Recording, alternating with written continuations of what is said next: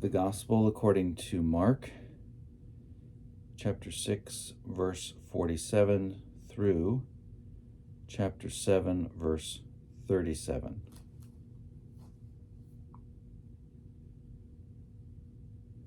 When evening came, the boat was out on the sea, and he was alone on the land. When they saw that they were straining at the oars against an adverse wind, he came toward them early in the morning, walking on the sea. He intended to pass them by. But when they saw him walking on the sea, they thought it was a ghost, and cried out, for they all saw him and were terrified. But immediately he spoke to them and said, "Take heart, it is I, do not be afraid." Then he got into the boat with them, and the wind ceased. And they were utterly astounded, for they did not understand about the loaves, but their hearts were hardened. When they had crossed over, they came to land at Gennesaret and moored the boat.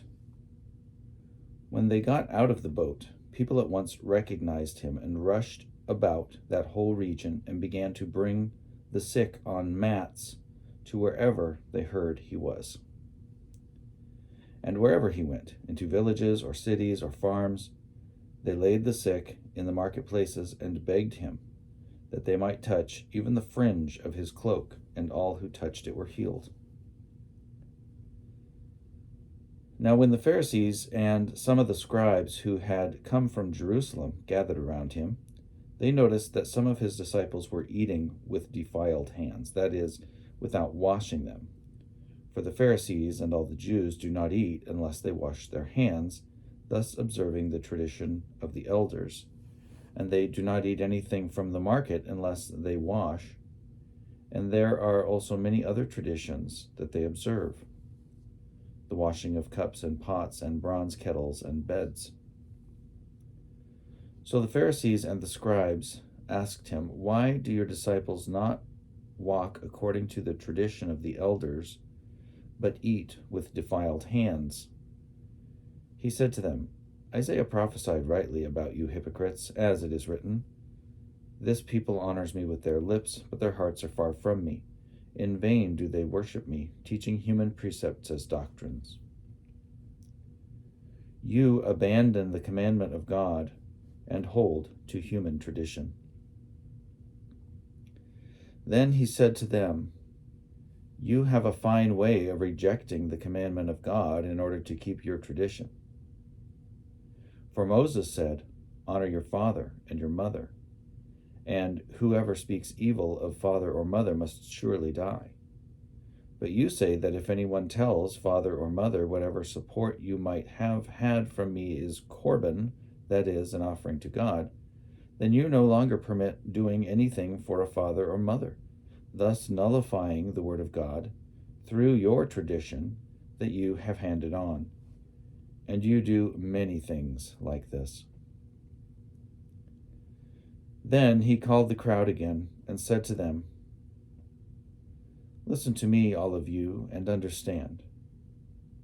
There is nothing outside a person that by going in can defile, but the things that come out are what defile."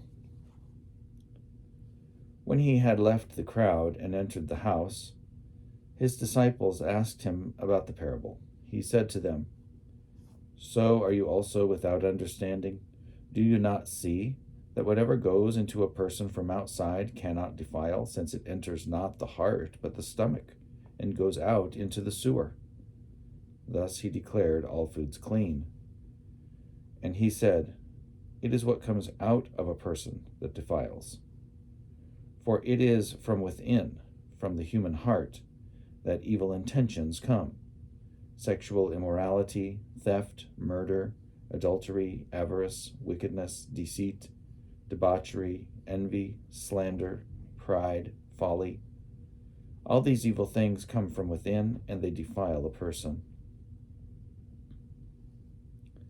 From there he set out and went away to the region of Tyre. He entered a house and did not want anyone to know he was there. Yet he could not escape notice.